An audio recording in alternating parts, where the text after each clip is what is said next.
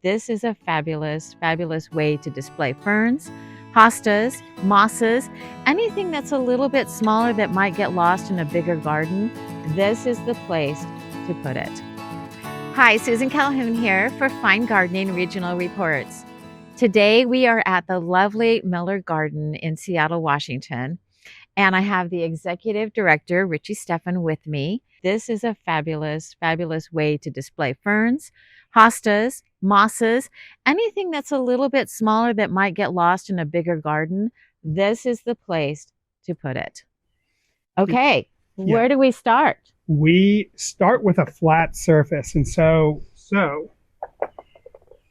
this is a piece of sandstone, and it's the same sandstone that we used on our patio here, and it's an extra piece.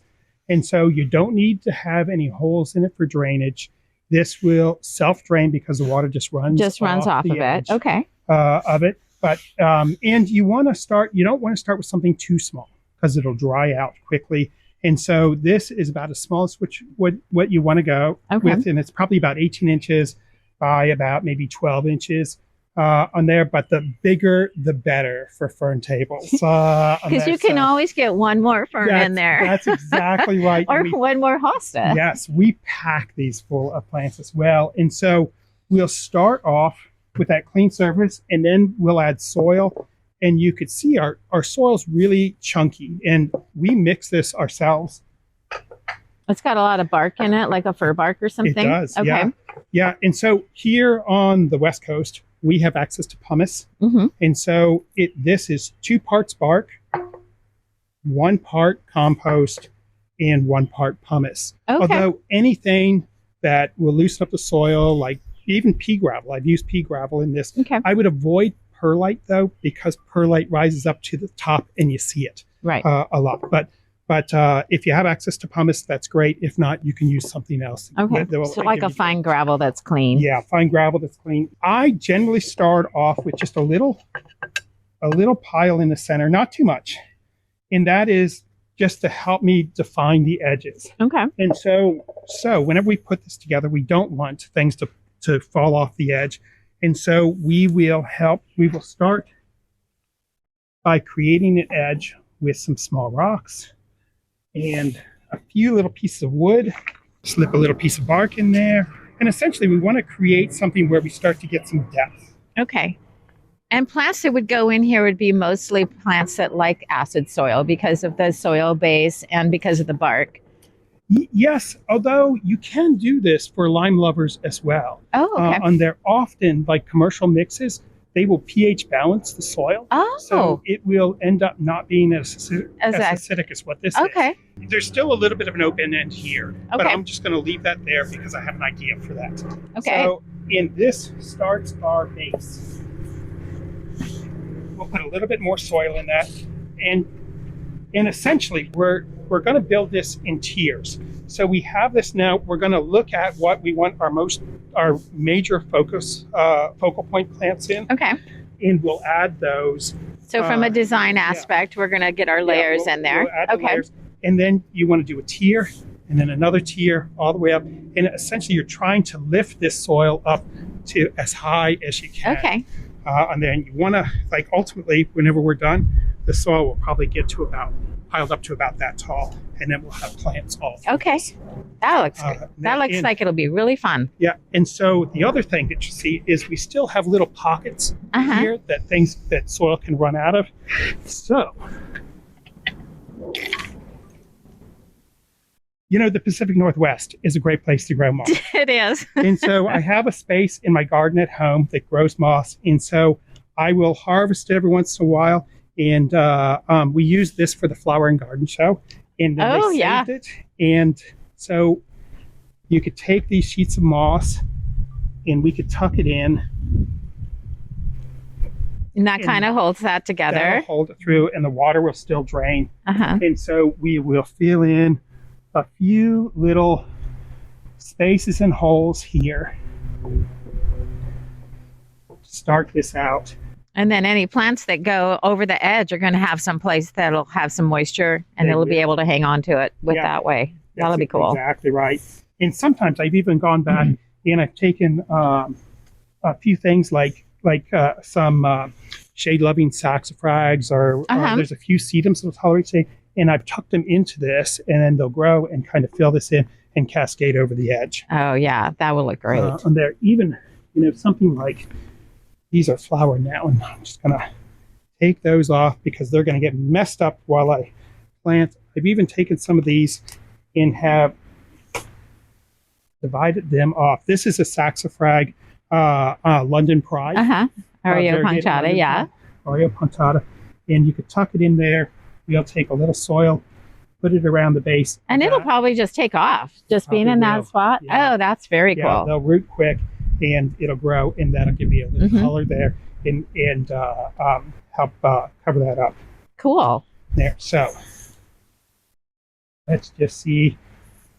I brought a couple of big ferns because I love having height and drama in this, but I couldn't tell whether these are too big or not. But they might be just a touch bit too big, but isn't that cool? Yes, yes. Maybe we'll see what we can do. Okay. The worst thing we could do is just have to take it out. Start over again. And start over. And that's what I really love about these is they're really, the limiting factor is your imagination. And that's it. And so you can see that this is pretty doggone tall. And we're just going to shove it in there and try to get it straight. And then we will start shifting around and adding a few plants.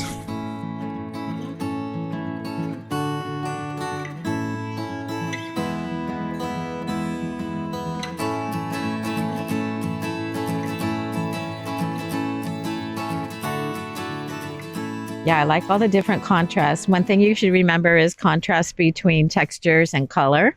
That makes it really interesting. If everything is the same color or the same, that's all spiky, or it all is grass-like, then it's not as interesting. It just doesn't show as well.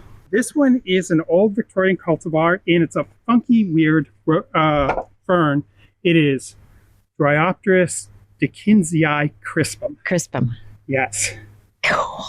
I love that. I think that's just really fabulous. It is really a cool fern, and I really love it, and it's not easy to come by, but it is a really fun thing to see. And I found them in a nursery just recently. Oh wow! And so I totally had to buy almost a whole flat of them because I don't know how many times I've said I had to buy almost a whole flat, but there have been many times. I love these hostas too. Those little mini hostas. Yeah, contrast in color and the contrast in texture is really awesome. Couple more pieces of rock, and that's going to hold those guys in place. That's awesome. Oh yeah, that's a really great fern. This is one of my favorite groups of ferns. This is Pyrosia felt fern, and it gets these. Feel that leaf? It feels really leathery. Yeah, that is very cool. And as they get older, you see how it's kind of white on the underside. So that's the felty part. And then it's gonna. Does it run? And it does. Yeah, it slowly runs. It's a slow grower for us here in the Northwest. Pacific Northwest, and it in the wild it grows on the moss on trees, and stuff, moss on rocks. And so here it'll actually just creep over the moss and the stones and the wood, and just kind of eventually cascade down. Oh, that'll be great. I saw that was very unusual. I like that a lot. And you know what? I think I'm going to tuck it right here on the edge where it can already start cascading down. Yeah. Oh, that'll be great right there. All right. Now, let's see how that looks a little bit. I think we can use a little something. I think something right there. Yeah, maybe that little fern. He's not being very gentle with the root system, but that's okay. No, you just kind of break it up and you squash it into what you want, because you're going to treat these really well whenever they go in. This will be watered regularly. We'll fertilize it, and they will settle in really quite nice. All right, now I think we need a touch more of this. Yeah, and that saxifrage is just bulletproof. You can just plant that in so many different places, and it just looks great. It does. It's a beautiful plant. There's a little bit of a chorus over here. Oh, yeah. Let's try that. If you want to just pull, and you can just pull that apart, because it doesn't care if you just mangle it. And this moss helps to cover up any exposed roots, and those stay nice and fresh, and they're going to be just fine. That's right. Moss is for covering up roots and mistakes. They're not necessarily in that order. So we just broke off a little piece of that chorus, and we'll get that there. Oh, yeah, that's very cool. That is really nice. That was a good idea. And then we'll hide those, any root balls that are showing, we'll hide.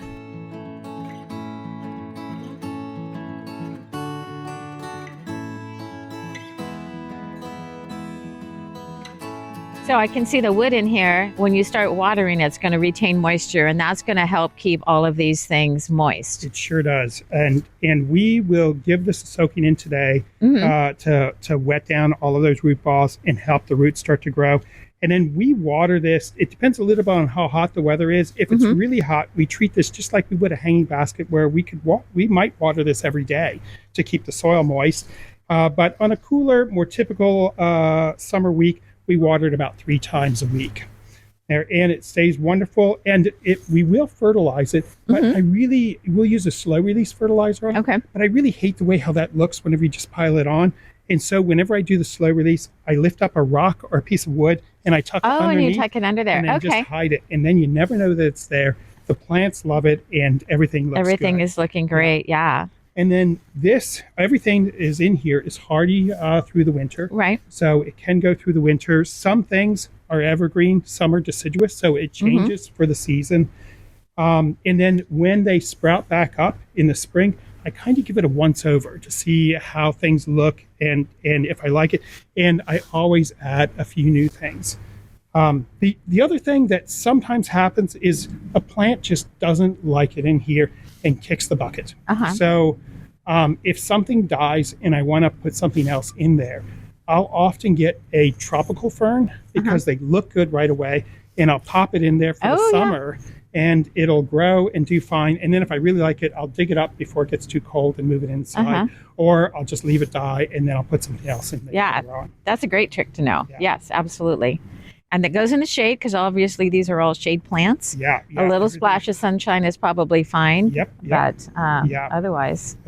Pretty easy to take care of on there, and a lot of fun to do. Yeah. And you can't do too many of these. I know. They are all around the garden, and they're beautiful because each one that you look at is a little different and showcases something that you wouldn't necessarily see in the garden as a big piece. That's right. And even something like this that's so big in here, if this really, this will look good this year, it'll probably look great next year, but then it'll probably start to get too large for this or start to struggle with this. So we pop it out, we put it into the garden, then we put something else in its place. That's very cool.